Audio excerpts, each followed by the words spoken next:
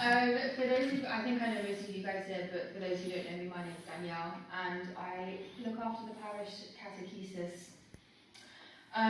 So this is covering children, young people, adults, everyone you can think of.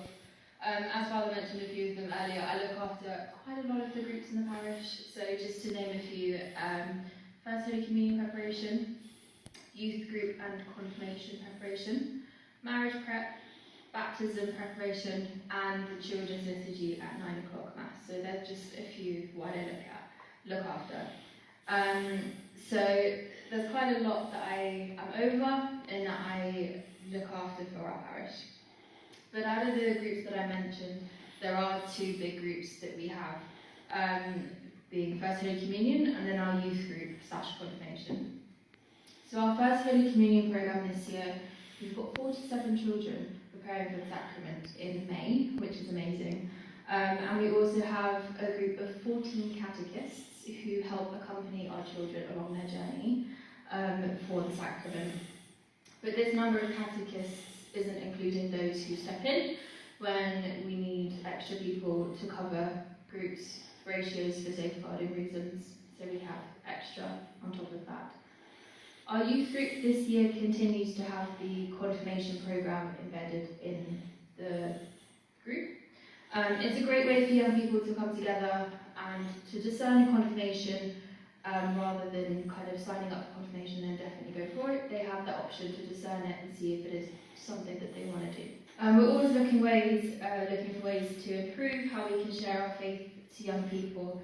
So our youth group currently is discussion groups, so they have a talk and they have a discussion. However, there's more than one way to share our faith. So we're constantly looking for different ways that they can share the faith. So we play different games that relate to the theme of the session, and also like different videos that we can show them. So just different ways to pass on the faith, as there is more than one. We're also looking for ways to continue to get the young people involved in Mass. So our youth group 12 o'clock Mass, we have our young people read. We have them take part in the offertory. We have them welcoming as well. So at the beginning of Mass, you might see some young people at the back, welcoming people and parishioners as they come into the Mass. On average, we have about 50 young people attending the youth group, which is really good, and we do have 47 young people going forward for confirmation, so quite a big group again this year, which is really nice to see. But of course we can't run our youth group, we can't run confirmation without our leaders who run the youth group.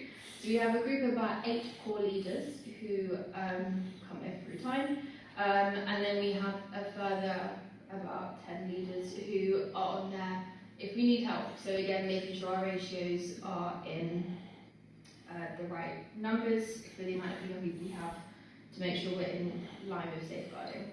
The children's liturgy. So as Father mentioned, we have had a drop in numbers for those who are helping us with our children's liturgy. And as a result, we have had to make it every other week since September, just to kind of, we have 3 leaders, so just to kind of help spread them out a little bit.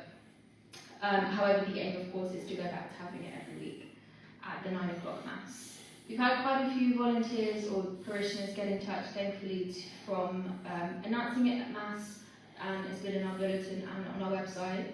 So thank you. So thanks to that, we've had quite a few get in touch, and so out of those, we've had about 3 so far come in for DBS checks and starting all the safeguarding process for it, which will take our total number of volunteers to 6.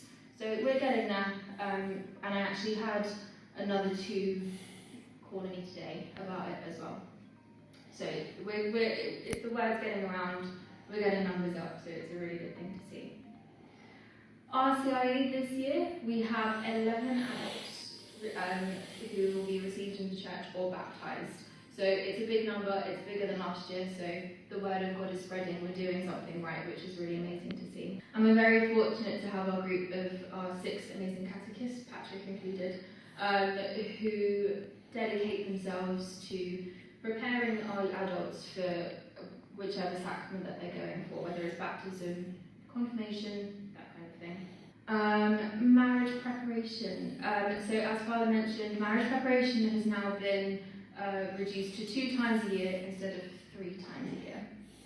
We found the course during the summertime was less attended by couples. So we ran one in May last year and we only had 4 couples.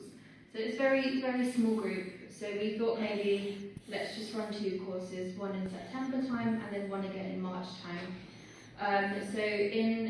So we actually ran it in October last year and we saw 12 couples attend. So it was a big group, so it was a good number. And currently we are having one in March this year. Currently we have about 9 couples signed up. So it seems to be working to get these couples in at those times of the year. And as Father again mentioned, we have our 2 wonderful couples, Peter, Marion, and then Stephen and Anne-Marie, who dedicate their time to helping these couples prepare for marriage. And of course, obviously, none of these groups, any of this can go ahead without our volunteers. And we rely on our volunteers to help run these groups because it couldn't be done without them. So if you know anyone or any of you would like to volunteer in any of our parish catechesis groups, please let me know. But that's a summary of everything. Thank you for listening.